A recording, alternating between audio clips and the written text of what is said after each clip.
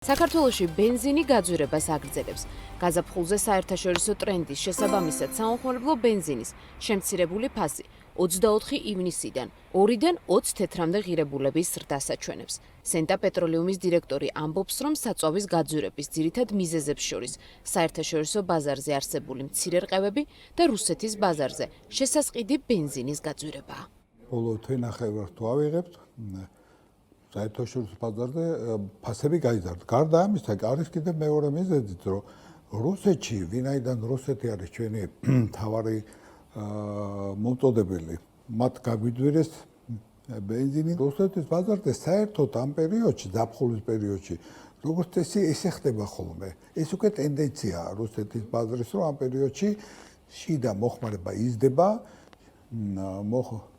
მოხმარების გაზდა იწვევს მეტ მოთხოვნილებას საწვავზე და ამას მოყვება ფასის ზრდა და ასევე მერე უკვე ჩვენზე, როგორც იმპორტერებზე, გადადის ეს ყველაფერი.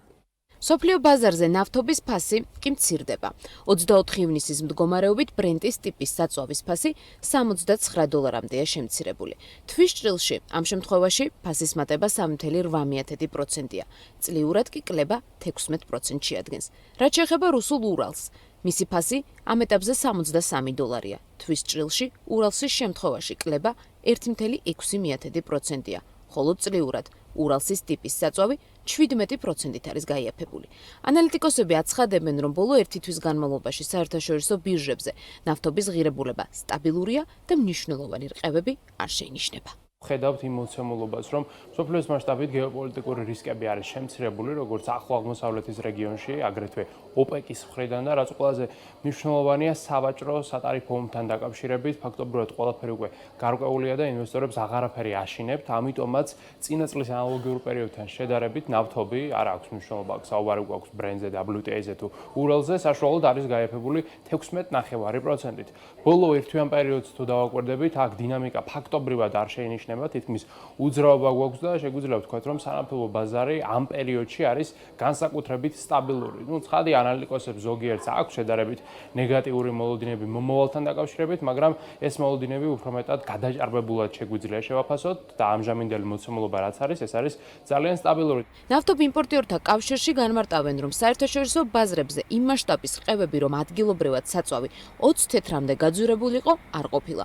გაერთიანების ხელმძღვანელის თქმით, ბენზინის ფასების დაკორექტირების მთავარი მიზეზი პოლიტიკური რყევები და ბიზნესის გაუარესებული მოლოდინებია.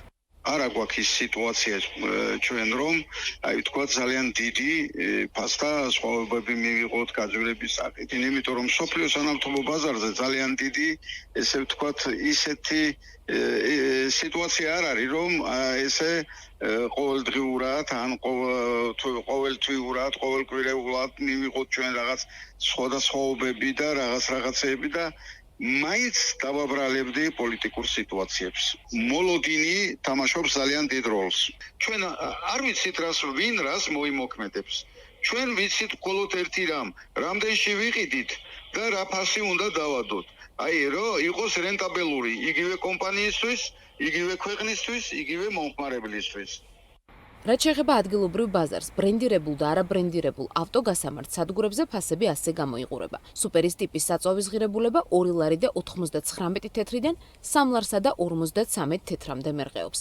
პრემიუმის ფასი 2 ლარი და 99 თეთრიდან 3 ლარსა და 17 თეთრამდეა, ხოლო რეგულარის ტიპის საწვავი 2 ლარი და 90 თეთრიდან 3 ლარსა და 10 თეთრამდე მერყეობს. ნავთობ იმპორტიორები ფასებთან დაკავშირებით კონკრეტულ მოლოდინებზე ვერ საუბრობენ, თუმცა იმედოვნებენ, რომ ადგილობრივ ბაზარზე ფასები დასტაბილურდება.